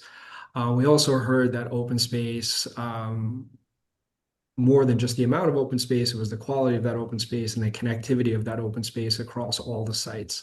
So we think illuminating a building on B8 checked both of those boxes. To your point, there will be no retail on B8, but we thought that was a worthwhile trade, just given its location at the center of the project and at the farthest point from the retail nodes located to the west, at the Barclays Center, and to the east and the retail corridor along Vanderbilt. So while not perfect, we thought it was a worthwhile trade. We're also proposing and exploring the ideas of standalone kiosks in the open space, to answer your question about having some small operators and businesses operating within the open space, but not on B8 specifically at this point. Thank you. Next question. Can you please share studies on how the project will impact traffic patterns in the surrounding areas? Sure, Anthony, do you want to take that one? Yeah. Sorry. No, I mean, I'll start, and if there's something y'all want to add. This is going to be done as an analysis that's going to be completed as part of the environmental assessment, the environmental impact statement. So this you'll see in the draft scope of work documents, narratives around methodology for this analysis, and then the analysis is conducted. So that is certainly to come. And Anthony and Joe, if you have anything else to add, please do. Nothing I would just add, broader than traffic, the environmental review process is going to look at many aspects of transportation, right? Most likely traffic, transit, pedestrian, driver safety, as well as parking. So all of this will be extensively studied by third-party consultants retained by ASD. The results of those studies will be incorporated into the final EIS documents that Joel had outlined earlier. To the extent any adverse impacts are identified, there'll be mitigation strategies also identified, and those will also be incorporated in the various documents. Thank you. Back to spoken questions. Next up is our next three speakers are Candy Ofime, Raul Rothblatt, and Colin Sullivan. Candy, you can be unmuted. Everyone, my name is Candy. I'm a member of the community and a human rights attorney. I was wondering if you could please clarify, you've used the phrases community engagement and spaces for feedback to be provided. It's not entirely clear if at this stage all of the plans, including the shape of the buildings, are kind of set in stone. And when you talk about community engagement, do you mean having discussions with community members to make sort of modifications on the margins? Or is there still an opportunity at this stage for feedback to sort of change the direction of travel? And if you could please provide like very specific dates as to when there will be some of these turning points, that would be really helpful. Thank you so much.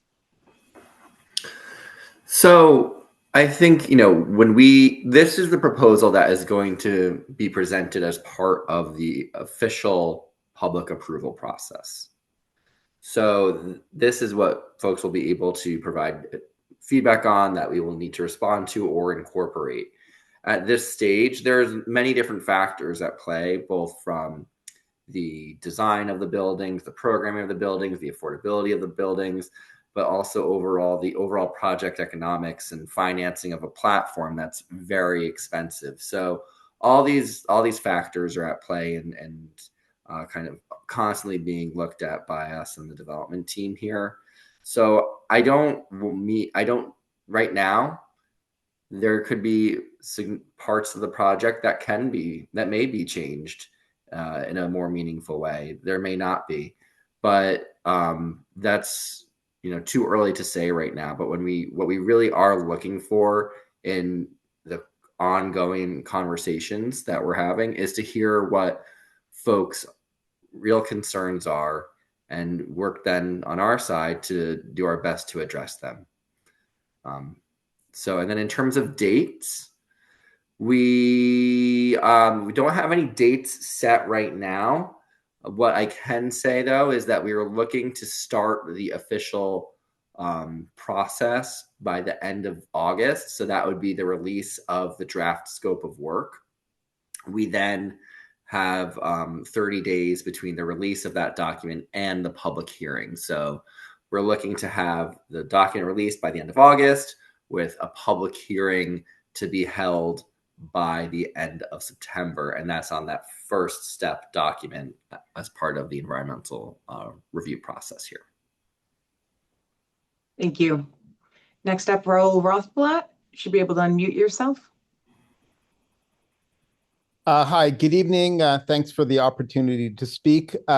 Last time I spoke, I implored you guys to do a better job to reach out to public housing residents.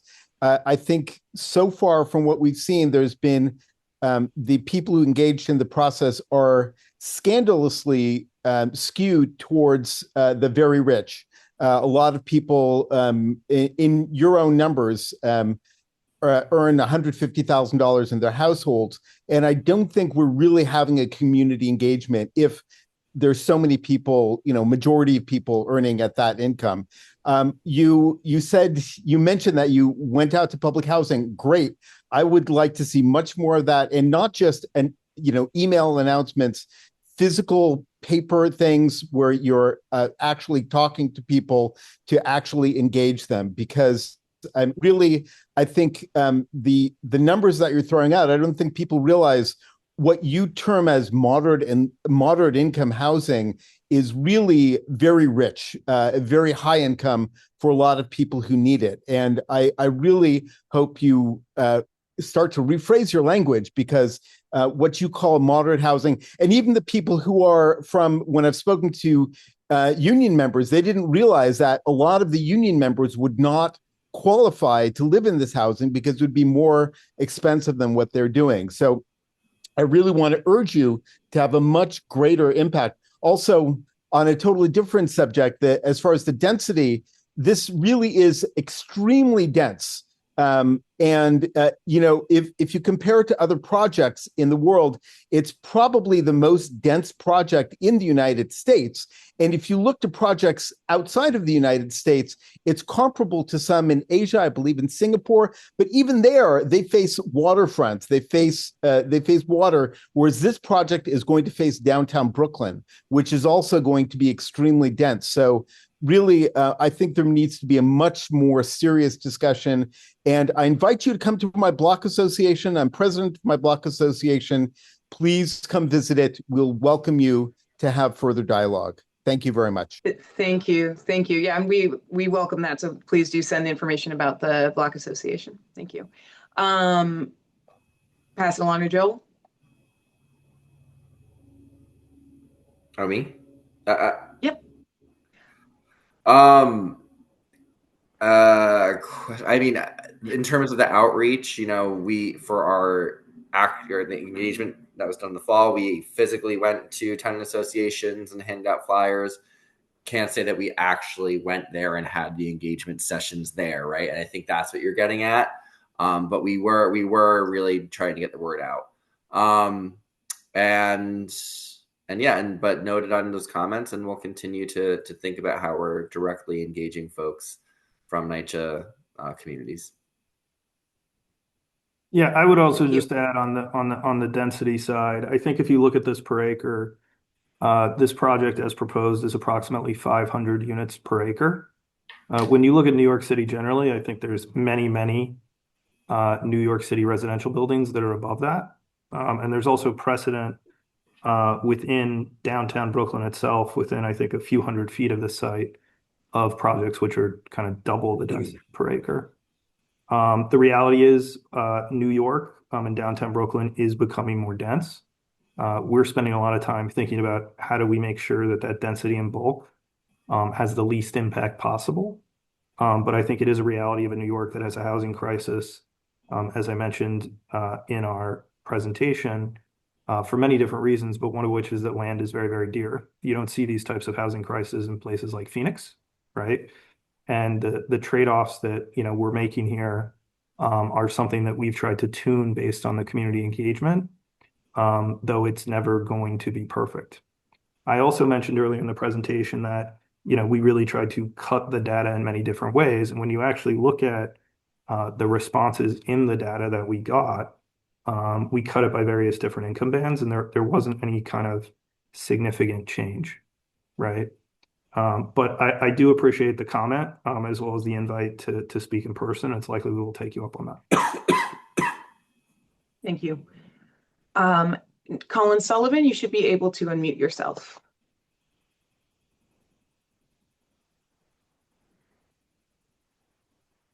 Colin, are you being prompted to unmute? Yep, there we go. There Can you you are. guys hear me? We All right, can. thank you. So just continuing on the theme of density and how these buildings, particularly Site 5, fit in the context of the neighborhood. So I know, I think we heard that the FAR of all Atlantic Yards is not going to be too far off of what was recently rezoned further east. But I think for Site 5, I really think that building and that site needs to be considered as a standalone site and not blended across all of Atlantic Yards, right? So I think the site is roughly 54,000 square feet, so a little over 1 acre.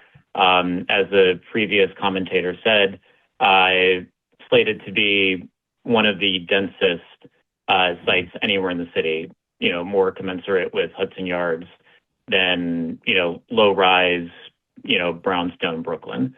And so I don't think anyone's arguing that there's going to be a building there, but as you go through this process, the question is, again, how are you going to consider both the comfort level of the residents that are in a building that's going to have 1,400 units, as well as the residents who live nearby, with a massive structure towering over, their community?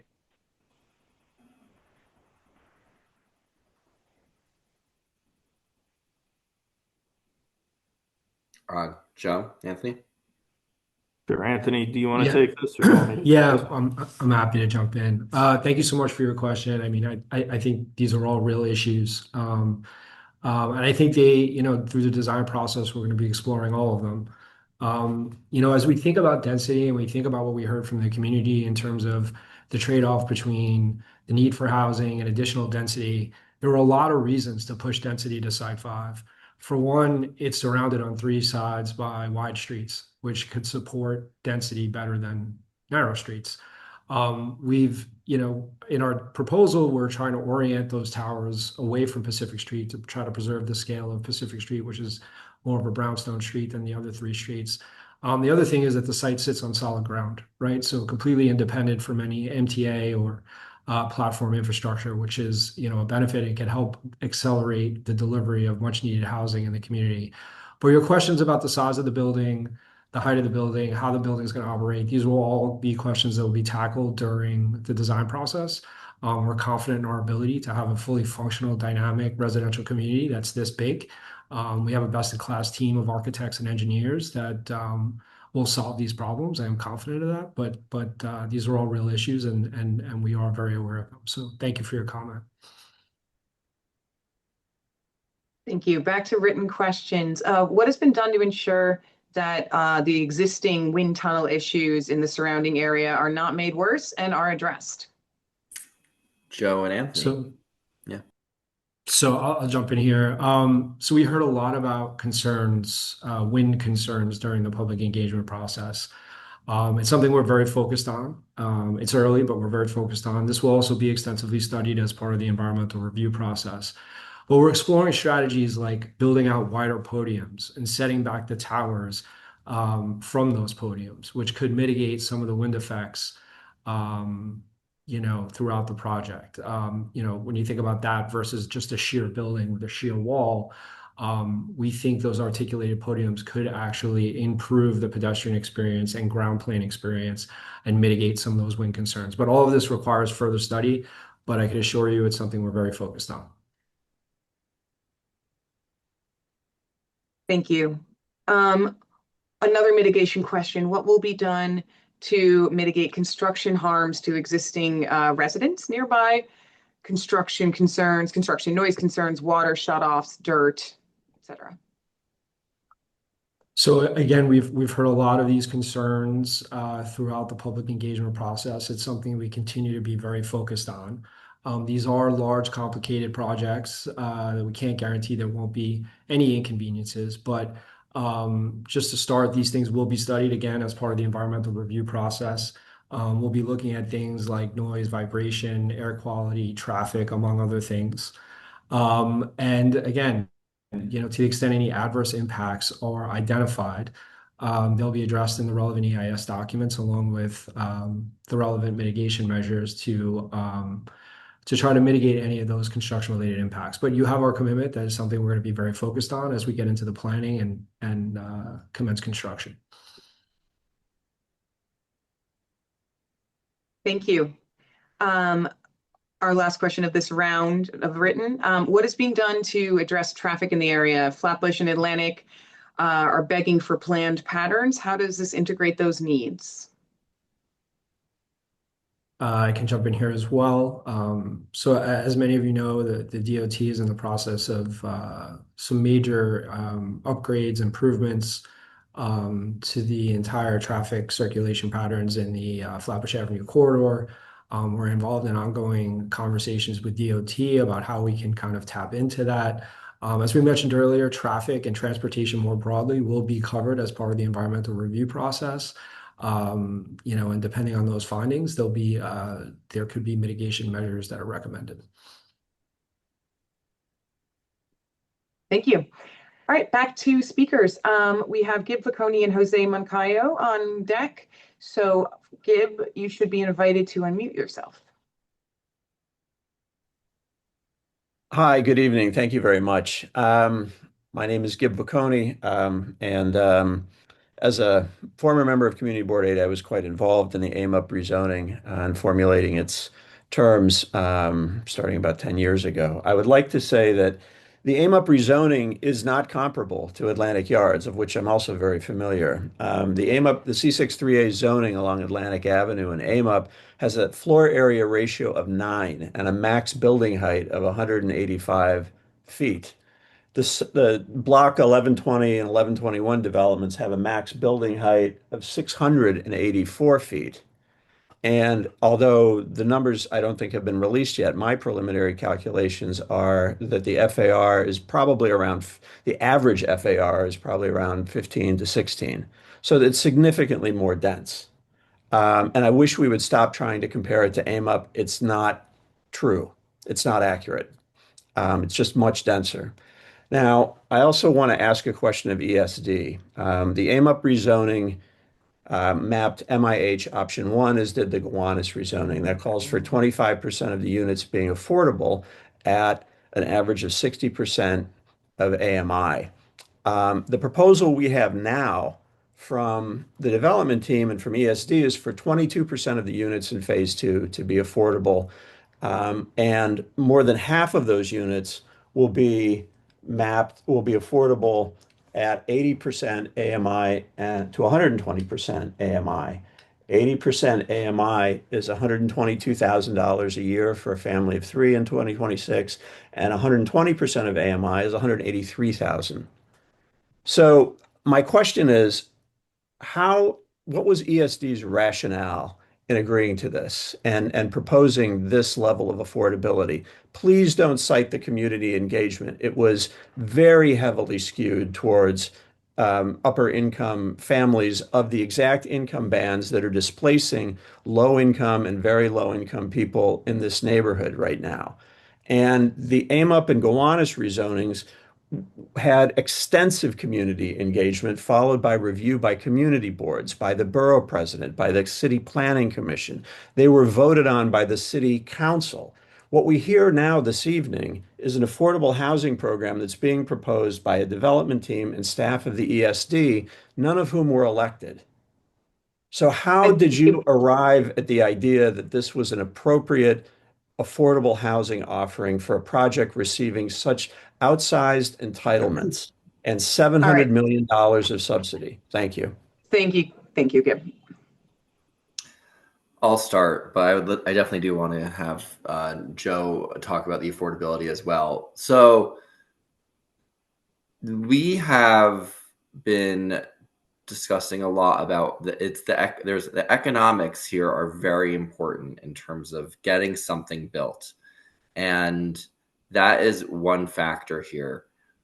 We and Joe's had the table of building by building, different portions that are on solid ground are complying with 45x. So that's, for folks who aren't aware, that's 25% of those units in those buildings, of those rental units, I should say, would be available to households at an average of 60% of AMI. There are other buildings that are to be constructed on the platforms that are more complicated, more costly, right? That their average AMIs are different. Some are 27.5 of the units, or 27% of the units, maybe at an average of 80% of AMI. Others are 30% of the units at an average of 90% of AMI. So this is something that we have been talking about with the development team for a while, and understanding the rationale, both from a programmatic perspective, but also from an economics perspective. And it's also something that, we look forward to hearing more comments on. And, we obviously, as I said several times, plan to be speaking with the community a lot here. So the other thing I just want to say on the engagement report and the findings, Gib, your organization being one of them, we worked with folks like Prospect Heights Neighborhood Development Council to get the word out about the survey and to come to our meetings. So we really worked with neighborhood groups like yourself to blast that out.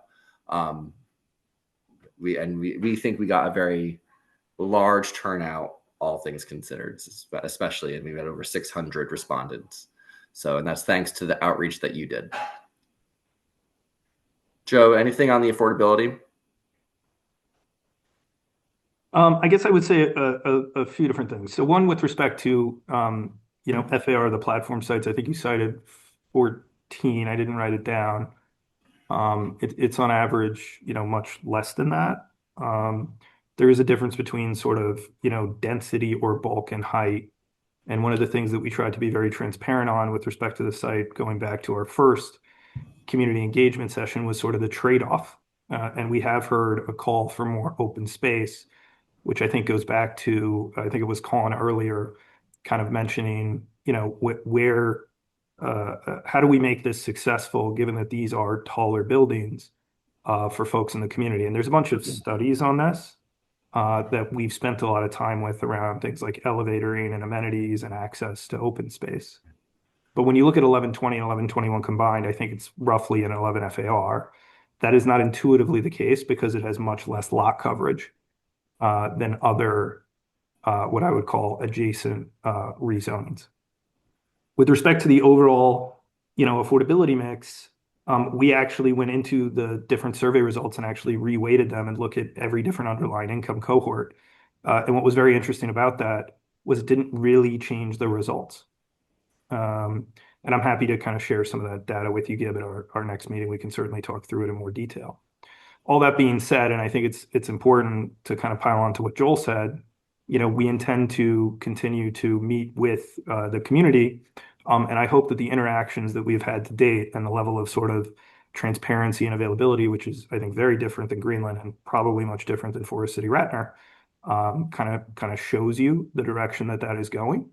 But this is not a perfect plan because Atlantic Yards is not a perfect site. And there's been a lot of work done around those trade-offs between our development teams, the consultants, and ESD to try to get this right.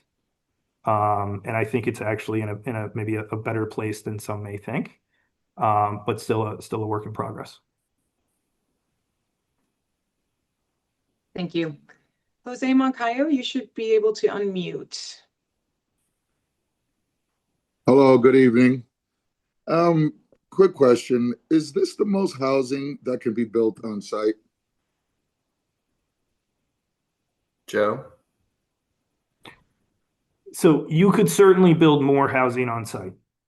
One thing to think about with this site, and this is one of the things which I sort of hit on at the beginning, there are some things here which are somewhat counterintuitive. So if we look at, for example, 1120, a lot of those foundations and work are in the ground. There's also significant foundations in the ground on 1121.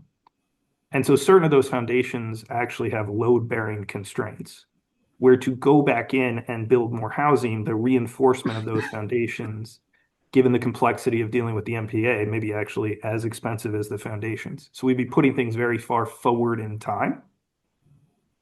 Where we have added more density up to kind of the point of diminishing return, when it becomes so expensive to build that you actually get less out of it, you have less total room for affordability, is really on B6, B7, and Site 5. So those are repositories of potential income restricted units. B6 and Site 5 are also places where we have confirmed you can build that earlier in time. Where we have been more moderate in our density is really on B9 and B10. The reasoning behind that is to be more contextual as that steps down to the east. And so there is a trade-off there, right? Just like there's a trade-off with respect to open space, where potentially more housing could be added. All these things on this site are more connected than what they would appear simply looking at the screen. And we feel like we've done what we can to balance those various concerns. There's a trade-off in sort of each way there. But thank you for the question. Thank you. And now a few more written questions. What is the timeline for the second platform? Joe? Do you want to take this, Anthony, or do you want me to take it? Sure, I can jump in. So, as Joe had mentioned during the presentation, the 1120 platform has been designed. That's just about complete, but the 1121 still has a ways to go. So we think it's 3 years of pre-development, and then another 3 years of construction on top of that. So the 1121 platform is likely somewhere between 5 to 6 years away. The open space on top of the platform is likely another year or two after that. The benefit here or the strategy is to start pre-development while we're also in design and completing the design for 1120, so we can move things on a parallel path. So hopefully we could save a year or two there, but it's 3 years of pre-development and 3 years of construction is the way to think about it. Yeah, what I would point out to add to what Anthony said, one of what I would call like the initial assumptions that we made was that we could actually put Atlantic Yards from a logistical perspective more on a parallel track. And the way that Atlantic Yards was actually designed and programmed previously didn't allow for that as much.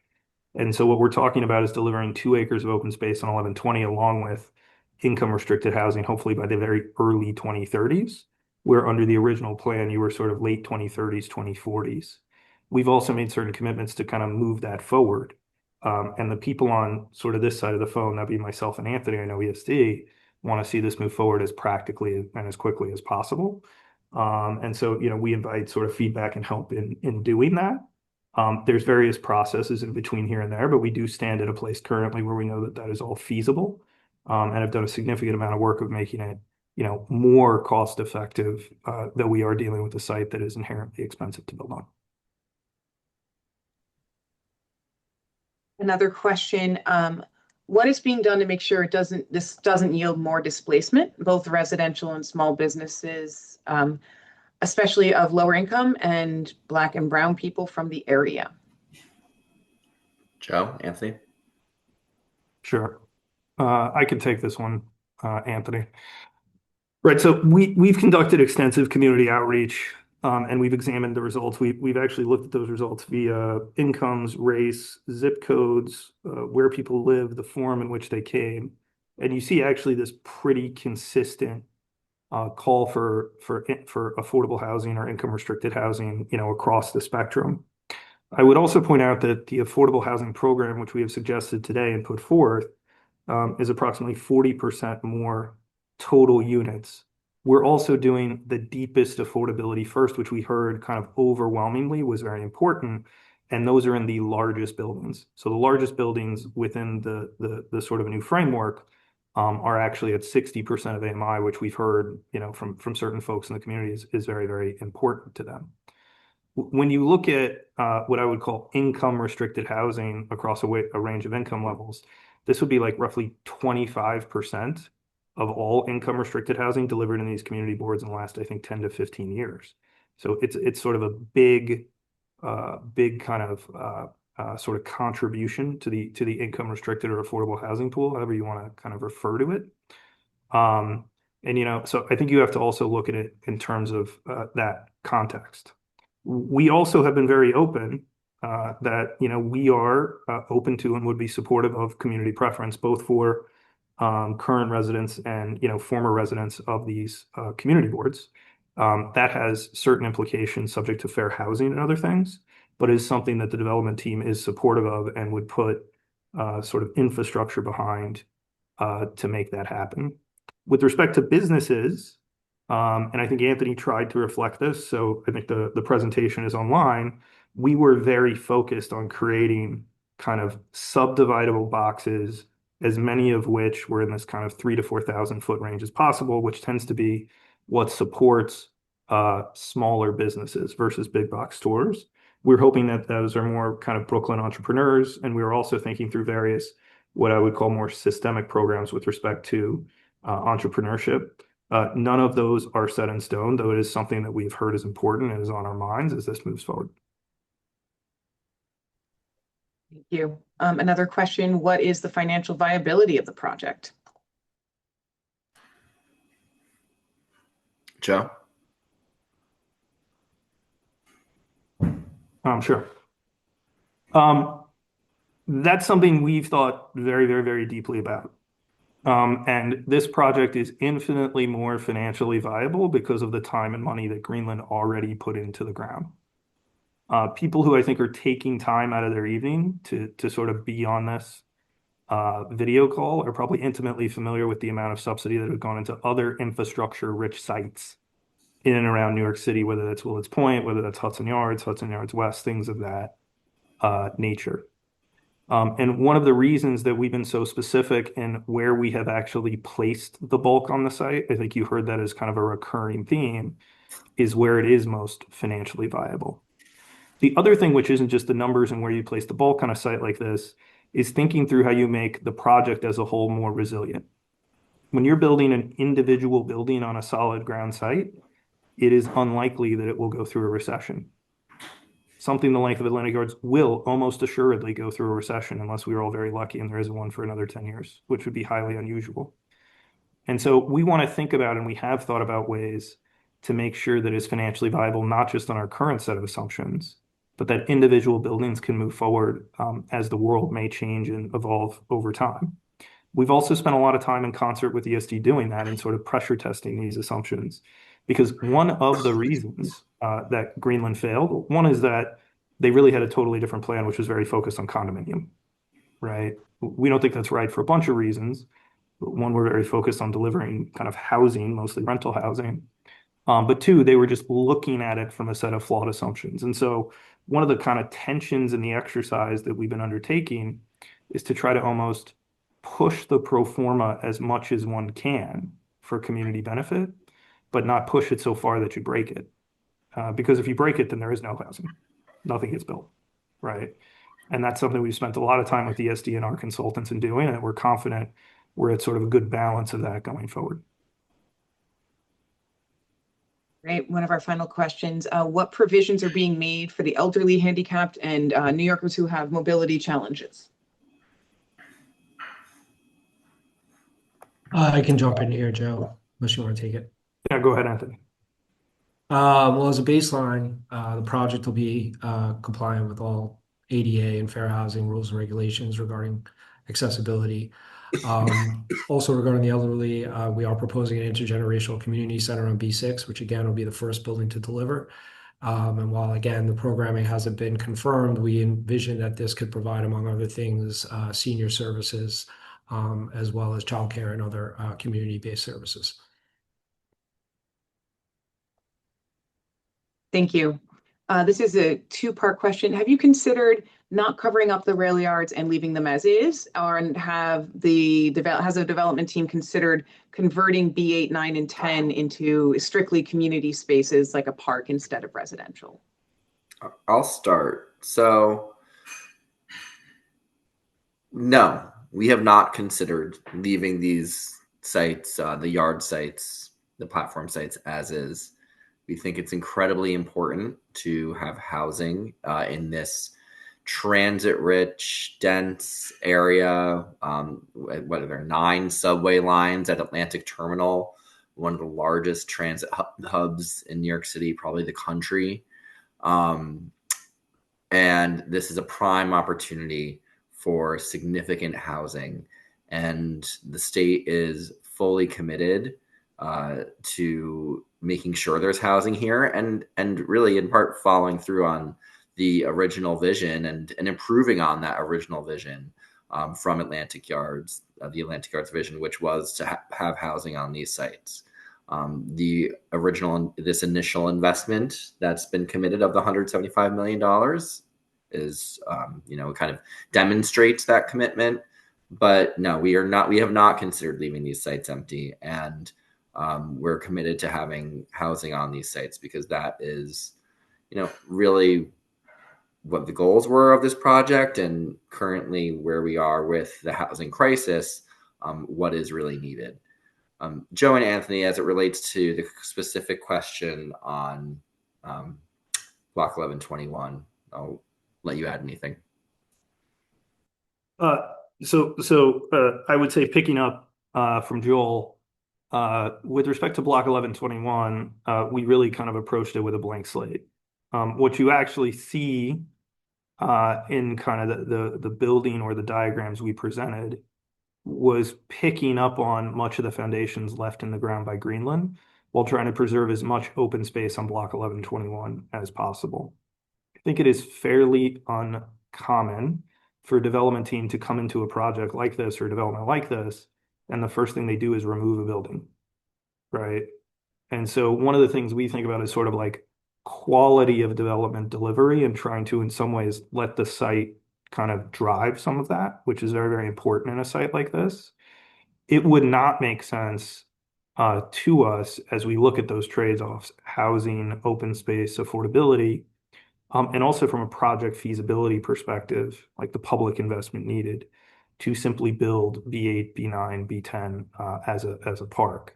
We have gotten to about 5.5 acres of uninterrupted open space, which we think will actually stack up in what it actually delivers to the community much better than the original plan. But that is not something that we sort of saw as kind of viable or reasonable, given the amount of cost and also the need for housing in New York City. All right, our final question here.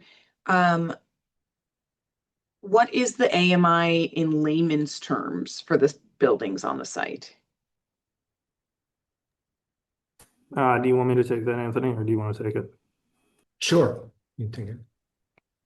So the AMI for the buildings across the site, the average varies, right? So the first two buildings on the site, that is Site 5 and B6, these are the largest building, average 60% of AMI. What does that mean in a building like that? So you would have AMIs from sort of like 40, 50%, very low income AMIs. You have to contextualize that not just in how much money a person makes individually, it's really household income divided by or sort of indexed to the number of folks in that household. So at 40% of AMI, you could have a home health aide living alone who makes roughly $40,000 a year, right? AMI, I think, is about $101,000 today. If you looked at, 80% of AMI, who could be in that 60% of AMI building, because these are averages.